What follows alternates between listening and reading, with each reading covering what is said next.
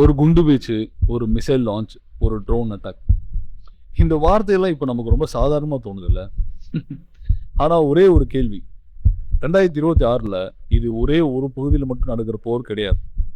பல நாடுகளின் கோபம், பல வருடங்களா இருந்த பதற்றம், ஒரே நேரத்துல வெடிக்க ஆரம்பிச்சிருக்கு. இது உலக போரா மாறுமா? இல்லையா? அப்படின்றத பத்தி தான் இந்த வீடியோல நாம பார்க்க போறோம். இந்த வீடியோவை ஸ்கிப் பண்ணாம முழுசா பாருங்க. இதுல நிறைய டீடைல்ஸ் இருக்கு. அதை ஒன் பை ஒன்னா பிரெட் டவுன் பண்ணலாம். வாங்க வீடியோக்குள்ள போகலாம். இந்த போர் ஆரம்பிச்சு சரியா இன்னியோட ஒரு மாசம் ஆகுது. இந்த ஒரு மாசத்துக்குள்ள ஆயிரக்கணக்கான தாக்குதல்கள். வானம் ஃபுல்லா ஃபயர் ட்ரெயிலா இருக்கு. நிலத்துல ஃபுல்லா எக்ஸ்ப்ளோஷன்ஸ். அதனால நிறைய இடிபாடுகள்ல சிக்கின மனிதர்கள் உயிர் போயிருக்கு. கடல்ல ஃபுல்லா டென்ஷன்.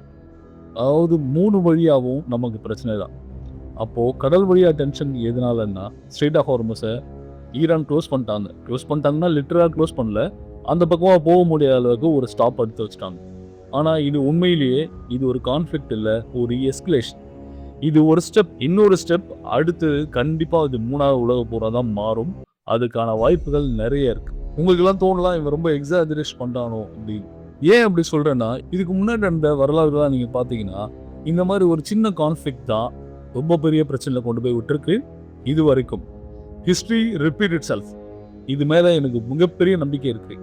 1916ல ஒரு இளைஞன், ஒரு துப்பாக்கி, ஒரு அசாசினேஷன். அதாவது பிரான்ஸ் பெர்னார்ட் அப்படின்ற ஒரு தனிப்பட்ட மனிதன் இறந்ததுக்கு ஏற்பட்ட மிகப்பெரிய போர் தான் முதல் உலக போர். அது ஒரு லோக்கல் இஷ்யூவா இருக்கும். இது தனி சம்பவமா விட்டுருந்தான். ஆனா அப்போ உலகமே ஆல்ரெடி ஒரு டிவைடா இருந்துச்சு. அதுதான் அலையன்சஸ். ஒரு நாடு அட்டாக் ஆகிட்டா அதோட நண்பர்கள்லாம் சேர்ந்து இன்னொரு வார ஸ்டார்ட் பண்ண ஆரம்பிச்சிடுவாங்க. அன்னைக்கு அதுதான் நடந்துச்சு. ஆஸ்திரியா வர்சஸ் செர்பியா அப்படின்னு இருந்தது. அதுக்கப்புறமா ஜெர்மனி ஜாயின் பண்றாங்க, ரஷ்யன் ஜாயின் பண்றாங்க, அப்புறம் பிரிட்டன் ஜாயின் பண்றாங்க. அவ்வளவுதான், ஒரு சம்பவம் மொத்த உலகம் பத்தி எரிய ஆரம்பிச்சிருச்சு. கிட்டத்தட்ட 4 வருஷங்கள். அந்த 4 வருஷங்கள்ல ஏகப்பட்ட கொடுமைகள் நடந்திருக்கு. ட்ரென்ச்சஸ், கேஸ் அட்டாக்ஸ், ஸ்டார்வேஷன் அப்படின்னு 16 மில்லியன் பேர் உயிரிழந்திருக்காங்க. இத்தனை லட்சம் பேர் உயிரை பழிச்ச பிறகுதான் அந்த போர் முடிவுக்கு வந்தது. அப்போ உலகம் என்ன நினைச்சதுன்னா இதுதான் கடைசி வார் அப்படின்னு. ஆனா 20 வருஷத்துக்கு பிறகு ஒரே ஒரு மனுஷன், அவன் ஒரு நாட்டை மட்டும் அட்டாக் பண்ணல, மொத்த உலகத்தையே அவன் ஆட்டி படைச்சிட்டான். அவன் பேர் தான் அடால்ஃப் ஹிட்லர். ஆனா இந்த தடவை போர் வந்து வேற மாதிரி இருந்துச்சு. கான்சன்ட்ரேஷன் கேம்ப்ஸ் அப்படின்னு சொல்லி ஒரு ஐடியாலஜியை கொண்டு வந்து மில்லியன்ஸ் ஆஃப் லைஃபை அவன் எடுத்திருக்கான். 2ஆம் உலக போர் முடியும் போது 70 மில்லியன் பேர் உழைந்திருக்காங்க. 70 மில்லியன் அப்படின்னா 7 கோடி மக்கள். 7 கோடி மக்களை நம்ம நாட்டோட கம்பேர் பண்ணீங்கன்னா ஒரு தமிழ்நாட்டில் இருக்கிற மொத்த ஜனத்தொகையும் ஒரேடியா கொண்டதுக்கு சமம். அதாவது டிஸ்ட்ராக்ஷனுக்கு கடைசியா அவங்க பயன்படுத்தினது டெக்னாலஜி. ஹிரோஷிமா, நாகசாகி மேல போடப்பட்ட 2 குண்டுகள் ஒரு நகரமே இல்லாம போச்சு. மனுஷங்க எல்லாம் கிட்டத்தட்ட தூசு மாதிரி பறக்க ஆரம்பிச்சிட்டாங்க. வேர்ல்ட் வார் 1 நம்ம கிட்ட என்ன சொல்லுது அப்படின்னா அலையன்சஸ் ரொம்ப ரொம்ப டேஞ்சரஸ். வேர்ல்ட் வார் 2 என்ன சொல்லுதுன்னா டெக்னாலஜி தான் டேஞ்சரஸ். இது ரெண்டுமே வந்து இன்னைக்கு சேர்ந்தே இருக்கு. அலையன்ஸும் சேர்ந்திருக்கு, டெக்னாலஜி இன்னும் அதிகமா இருக்கு. கிட்டத்தட்ட அன்னைக்கு உலகம் சந்தித்த அந்த அணுகுண்டுகளை விட இன்னைக்கு ஒவ்வொரு உலக நாடுகள்கிட்டையும் இருக்கிற அணு ஆயுதங்கள் ஒவ்வொன்றும் கிட்டத்தட்ட 20,000 மடங்கு பெருசு. சும்மா ஒரு பேச்சுக்கு சொல்றேன், ஒரு அணுகுண்டு அன்னைக்கு 1 லட்சம் பேர் கொல்லுச்சுன்னா இன்னைக்கு 20 லட்சம் பேர் கொல்லும். ஆனா அதை பத்திலாம் நம்ம கவலை இல்லை. இந்த போர், அதாவது ஈரான், இஸ்ரேல், அமெரிக்காவோட இந்த வார் வந்து ஒரே நாள்ல வந்ததுன்னு நினைக்கிறீங்களா? வாய்ப்பே இல்லை. பல வருடங்களா இருந்த டென்ஷன் பில்ட் ஆகிட்டே இருந்திருக்கு. இதுல ஈரான் மேல வைக்கப்பட்ட குற்றச்சாட்டுகள் என்னன்னா அவங்களுடைய நியூக்ளியர் ப்ரோக்ராம்ஸ், அதுக்கப்புறமா proxy wars. First nuclear program பத்தி பார்ப்போம். நியூக்ளியர் ப்ரோக்ராம்ன்றது பாத்தீங்கன்னா ஈரான் வந்து அணு ஆயுதம் தயாரிக்கிறாங்க அப்படின்றது ஒரு மறைமுகமா சொல்லப்பட்டது. ஆனா அதுல உண்மை இருக்கான்னு கேட்டீங்கன்னா கண்டிப்பா உண்மை இருக்கு. ஈரான் அணு ஆயுதம் தயாரிக்கிறாங்களான்னு கேட்டா ஆமா தயாரிக்கிறாங்க. அதன் மூலியமா மற்ற நாடுகளுக்கு த்ரெட் வரும் அப்படின்னு நினைக்கிறாங்களான்னு கேட்டா ஆமா அது நினைக்கிறாங்க. உண்மையிலே ஈரான் வந்து தன்னை தற்காப்புக்கு தான் அவங்க பண்றாங்களா இல்ல எதிர்நாடுகளை அழிக்கிறதுக்காக பண்றாங்களான்னு நமக்கு எதுவும் தெரியாது. ஈரான் ப்ராக்சி வார் யூஸ் பண்றாங்களா கேட்டா ஆமா. ஈரான் வந்து தன்னுடைய ப்ராக்சிஸான ஹிஸ்புல்லா, ஹவுதி மாதிரிய ஒரு சில பயங்கரவாத குழுக்கள் மேல ஃபண்ட் பண்ணி அவங்கள வச்சு நிறைய மக்களை கொலை பண்றாங்க. இதன் மூலியமா ஈரானுக்கு கிடைச்ச லாபம் வெறும் சாங்ஷன் வந்து கிட்டத்தட்ட 30 வருடங்களுக்கு மேல அவங்க மேல போடப்பட்டிருக்கு. இதன் மூலியமா அந்த நாடு வெறும் டிஸ்ட்ரக்ஷனுக்கு தான் போயிருக்கே தவிர அவங்களுக்கு இந்த விஷயங்களால ஒரு நல்லதும் நடந்ததில்லை. ரீசெண்டாக வந்தீங்கன்னா ஏகப்பட்ட மக்கள் கொல்லப்பட்டாங்க. அதுவும் ஈரான் அரசுக்கு எதிராக தன்னாட்டு மக்களே கொல்லப்பட்டாங்க. இது எல்லாருக்கும் நமக்கு தெரிஞ்சிருக்கும். அது மூலியமா அவங்க ஒரு விஷயத்த மட்டும் இன்னும் அவங்க ஸ்ட்ராங்கா சொல்லிட்டே இருக்காங்க. ஈரான் ஒருபோதும் அர்ப்பணிக்காது அப்படின்னு சொல்லிட்டு. இதுக்குள்ள பாத்தீங்கன்னா ஒரு மிஸ்ட்ரஸ் இருக்கு. ஒரு நாடு இன்னொரு நாட்டை நம்பல. அதுதான் ஒரு ரியல் பிகினிங். இது எல்லாம் சேர்த்து ஒரே நாள், அதாவது சரியா பிப்ரவரி மாசம் 28ஆம் தேதி ஒரு டைரக்ட் ஸ்ட்ரைக் நடக்குது. அது ஒரு ஸ்ட்ரைக் மட்டும் இல்ல, அது ஒரு மிலிட்டரி ஆக்ஷன்.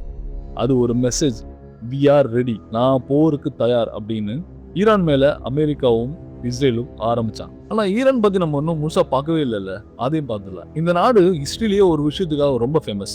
அது என்னன்னா பேஷன்ஸ். ஆனா அந்த பேஷன்ஸ்க்கும் ஒரு லிமிட் இருக்கு. அந்த நாடு மேல இதுவரைக்கும் போகப்பட்ட எல்லா சாங்ஷனும் அவங்க சபையோ ஆகி வந்திருக்காங்க. சாது மிரண்டால் காடு கொள்ளாதுன்னு சொல்லுவாங்க இல்லையா, அந்த மாதிரி ஒரு நாள் மிசைல் லான்ச் ஆயிடுச்சு. அது ஒரு மிசைல் மட்டும் இல்ல, ஹண்ட்ரட்ஸ் ஆஃப் மிசைல்ஸ். வாகனமே ஒரு பேட்டில் ஃபீல்டா மாறிடுச்சு. ஈரான் எப்படி ஃபைட் பண்ணதுன்னு பார்ப்போம். ஈரான் டைரக்டா டாமினேஷன் பண்ணல. அவங்களுக்கு சர்வைவல்ன்றதே ரொம்ப பெரிய ப்ரெஷரா இருக்கு. அவங்களுக்கு ஒரு ஸ்ட்ராங் எனிமி இருந்தா அதை ஒரே நேரத்தில் டிஃபீட் பண்ணவே அவங்களால முடியாது. அதனால அவங்களால ஸ்லோ டேமேஜ் தான் பண்ண முடியும். இன்னும் டீட்டெயிலா பார்க்கணும்னா, ஈரான் டெரெயினாவே ரொம்ப ரொம்ப டஃப்பான கண்ட்ரி. அது இல்லாம அங்க இருக்க மக்களும் ரொம்ப ரொம்ப டஃப். அவங்க எதுக்கும் அடிபணியவே மாட்டாங்க. கிட்டத்தட்ட 30 ஆண்டுகளுக்கு மேல அவங்களுக்கு சாங்ஷன் இருக்கு. ஆனாலும் சர்வே பண்ணிட்டு இருக்காங்க. எவ்வளவு பெரிய கஷ்டமா இருக்கு. நீங்க ஒரு காய்கறி வாங்கணும்னா கூட சூட் கேஸ்ல போய் எடுத்துட்டு போகணும். அந்த அளவுக்கு இன்ஃப்ளேஷன் அதிகம். ஆனா இன்னைக்கும் அந்த மக்கள் அதாவது சர்வே ஆகிட்டு தான் இருக்காங்க. இந்த நேரத்துல அவங்க பண்ணது என்னன்னா, இஸ்ரேலியோ அமெரிக்காவோ டைரக்டா அட்டாக் பண்ணாம அவங்க யூஎஸ் பேஸ்லாம் இருக்கு இல்லையா, பல இடத்துல அட்டாக் பண்றாங்க. யூஎஸ் பேசஸ் எங்கெங்க இருக்கு அப்படின்றத பார்க்கலாம். கத்தார், குவைத், சவுதி போன்ற இடங்கள்ல யூஎஸோட மிலிட்டரி பேசஸ் இருக்கு. அது எல்லாத்தையும் அவங்க அட்டாக் பண்றாங்க. அது இல்லாம இஸ்ரேல் மேல டைரக்டாவும் அட்டாக் பண்றாங்க. சி ரூட்ஸ்ல ஸ்ட்ரெயிட் ஆஃப் ஹார்மஸா அவங்க க்ளோஸ் பண்ணி வச்சிருக்காங்க. இதன் மூலயமா அவங்க ஒரு ஸ்லைட்டா எட்ஜ் எடுக்கிறாங்க. நீ என்ன ஏதாவது பண்ணினா நான் உலகத்துக்கே பிரச்சனை கூட்டுவேன் அப்படின்றதா அது. ஈரான்ன்றது ஒரு நாடு மட்டும் இல்ல, அது ஒரு நெட்வொர்க். ஹிஸ்புல்லா, ஹவுதின்ற இந்த பயங்கரவாத குழுக்கள் மேல அவங்க ஃபன் பண்ணிருக்கிறதுனால இந்த குரூப்ஸ் என்ன பண்ணும்னா செப்பரேட்டா அவங்களோட அட்டாக்ஸ் லான்ச் பண்ணுவாங்க. இதனால வார் ஸ்ப்ரெட் ஆகும். ஸ்ப்ரெட் ஆகுனா மற்ற நாடுகளும் இந்த போர்ல குதிக்க வேண்டிய கட்டாயத்துக்கு வருவாங்க. உதாரணத்துக்கு பிரான்ஸ்லாம் இப்போ ஆரம்பிச்சிட்டாங்க உள்ள குதிக்கிறதுக்கு. அதுக்கப்புறம் பிரிட்டனும் ஆரம்பிக்க போறதா சொல்லிட்டு இருக்காங்க. நிறைய பேரோட வார் பேசஸ், அதுக்கப்புறமா அவங்களுடைய ஏர்கிராஃப்ட் எல்லாமே அவங்க அனுப்புறதா சொல்லியிருக்காங்க. இது மூலமா என்ன ஆகுதுன்னா, நாடுகள் எல்லாமே ஒன்றிணையுது ஈரானுக்கு எதிராக. ஈரானுக்கு ஆதரவான நாடுகளும் கூட ஒன்றிணையலாம். ஈரான்கிட்ட நிறைய மாடர்ன் மிசைல்ஸ் இருக்கு. Iran is a country known for missiles. Okay, இந்த மாடர்ன் மிசைல்ஸ் எல்லாமே கிட்டத்தட்ட மார்க் 5, அதாவது ஒளியின் வேகத்தை விட 5 மடங்கு அதிகமாக போற அளவுக்கு திறன் வாய்ந்தது. ஒரு மிசைல் லான்ச் ஆயிட்டா போதும், ஃபியூ மினிட்ஸ்ல அது இம்பாக்டே பண்ணிடும். அதனால டிஃபென்ஸ் சிஸ்டம்க்கு டைம் கூட கிடைக்காது. ரீசெண்டா அவங்க 4000 கிலோமீட்டர் தூரத்துக்கு ஒரு மிசைல் லான்ச் பண்ணிருக்காங்க. இந்த மாதிரி ஒரு மிசைல் இருக்குன்னு சொல்லிட்டு இதுவரைக்கும் உலக அளவுக்கு தெரியாது. ஈரானோட ரெண்டாவது அட்வான்டேஜ் என்னன்னு பாத்தீங்கன்னா ட்ரோன்ஸ். அது ரொம்ப ரொம்ப சீப், ரொம்ப எஃபிஷியன்ட், அதே மாதிரி ரொம்ப டெட்லி. ஒரே நேரத்துல நூற்றுக்கணக்கான ட்ரோன்கள் அங்க அனுப்பும்போது அந்த டிஃபென்ஸ் சிஸ்டமே ஓவர்வெல்ம் ஆகும். எது எந்த டார்கெட்டை ஃபிக்ஸ் பண்றதுன்னு தெரியாம ஏகப்பட்டது பாத்தீங்கன்னா லேண்ட் ஆகும், டார்கெட்டை ஹிட் பண்ணும். அதன் மூலமா ரொம்ப பெரிய டேமேஜும் உண்டு பண்ணும். பதிலுக்கு அமெரிக்கா கிட்ட இருக்கிற டிஃபென்ஸ் சிஸ்டமும் அதே மாதிரி இஸ்ரேல்கிட்ட இருக்கிற டிஃபென்ஸ் சிஸ்டமும் இதை மேனேஜ் பண்ண முடியாம ஸ்ட்ரகிள் ஆகிறாங்க. அதனால அடி பாத்தீங்கன்னா இஸ்ரேலுக்கும் பயங்கரமா விழுது. ஆனா அவங்க எல்லாமே சர்வை பண்ணிக்கிறாங்கன்னு வச்சுங்களேன். இது ரொம்ப ரொம்ப ரொம்ப கஷ்டமான விஷயம். ஏன்னா 100 ட்ரோன்ஸை அட் அ டைம்ல வானத்துல இருந்து வரும்போது இங்க இருக்கிற டிஃபென்ஸ் சிஸ்டம் வச்சுலாம் ஒண்ணுமே பண்ண முடியாது. இதுக்கு தான் ரீசெண்டா உக்ரைனோட ஹெல்த்தை எல்லா நாடுகளும் கேட்டிருக்காங்க. இந்த மாதிரி ட்ரோன்ஸை எப்படி நம்ம சீப்பான ரேட்ல டெஸ்ட்ராய் பண்றது அப்படின்றதுக்காக டெக்னாலஜி உக்ரைன் இருக்கு. அதை வச்சுதான் இவங்க சர்வே பண்ண ட்ரை பண்றாங்க. அமெரிக்கா கிட்ட ஸ்டெல்த் ஜெட் எல்லாமே இருக்கு, நமக்கு எல்லாருக்கும் தெரியும். இதனால ரேடார் டிடெக்ட் பண்ண முடியாதுன்னு கூட தெரியும். ஆனா இதுக்கு புதுசா ஒரு டெக்னாலஜி வந்திருக்கு. அதுதான் ஹீட் டிடெக்ஷன். ஹீட் டிடெக்ஷன் மூலியமா வச்சு பார்த்தீங்கன்னா இன்ஃப்ராரெட் ட்ராக் பண்ணும்போது எந்த ஒரு ஃப்ளைட்டாக இருந்தாலும் இன்விசிபிளாக இருக்க முடியாது. அதனால ஸ்டெல்த்ன்றது ஒரு யூஸ்லெஸ் ப்ராடக்டாக மாறிடும் இன்னும் கொஞ்ச நாளில். இது ஃபுல் ஃப்ளெஜ்ஜாக நம்மளால் இப்போதைக்கு யூஸ் பண்ண முடியலனாலும் அதோடைய பேசிக் ப்ராப்ளம்ஸ் எல்லாமே ஃபைண்ட் அவுட் பண்ண ஆரம்பிச்சிட்டாங்க. ரொம்ப சீக்கிரமாக ஸ்டெல்த்ன்றது ஒரு யூஸ்லெஸ் ப்ராடக்டாக தான் மாறப்போகுது. கூடிய சீக்கிரம் அது நடக்கும். சரி, இதெல்லாம் பண்ணியாச்சு. இதன் மூலயமா என்ன லாபம் அப்படின்னு கேட்டிங்கன்னா, இந்த வாரில் சோல்ஜர்ஸ் மட்டும் இல்லை, சிவிலியன்ஸ் கூட ரொம்ப அதிகமாக சஃபர் ஆகுறாங்க. ஒரு மிசைல் பில்டிங் மேலே லான்ச் பண்ணி அதை ஹிட் பண்ணுச்சுன்னா அந்த பில்டிங் மொத்த ஃபேமிலிஸும் காலியாயிரும். சிவிலியன்ஸ் மேல அட்டாக் பண்றதுன்றது ரொம்ப ரொம்ப மோசமான விஷயம். ரீசெண்டா பாத்தீங்கன்னா ஈரான்ல 160 பெண் குழந்தைகள் இறந்து போனாங்க. எல்லாமே படிக்கிற குழந்தைங்க. இந்த மாதிரி இஷ்யூஸ் வந்து எப்பவுமே யார் போருக்கு அகைன்ஸ்டா இருக்காங்களோ அவங்களுக்கு பாதிப்பா தான் முடியறதுக்கான சான்சஸ் இருக்கு. இது ஒரு செயின் ரியாக்ஷன். இந்த வார் வந்து ஸ்ப்ரெட் ஆகிட்டே இருக்கும். நிறைய நாடுகள் இதில் இன்வால்வ் ஆகும். ஒரு அலையன்ஸ் ஆக்டிவேட் ஆயிடுச்சுன்னா அதுக்கப்புறம் மறுபடியும் அது ஒரு செயின் ரியாக்ஷன் ஆயிரும். இது மூலயமா தான் வேர்ல்ட் வார் 1 ஆரம்பிச்சது. வேர்ல்ட் வார் 2 இது மூலம் தான் ஆரம்பிச்சது. வேர்ல்ட் வார் 3 இதன் மூலயமா தான் வரும். இந்த உலகம் ரொம்ப ஃப்ரெஜைலானது. அது அவ்வளோ ஸ்ட்ராங்கானதெல்லாம் இல்லை. கிட்டத்தட்ட ஒரு கண்ணாடி பொருள் மாதிரி தான். அதை அழிக்கிறதுக்கு வெளியிலிருந்து தான் ஒரு ஆள் தேவையில்லை. உள்ளுக்குள்ள இருக்கிறே நம்மள அழிச்சுக்க முடியும். அதனால தான் சொல்றேன், போர்ன்றது ஒரு வெற்றி இல்லை, அது மனிதனின் மிகப்பெரிய தோல்வி.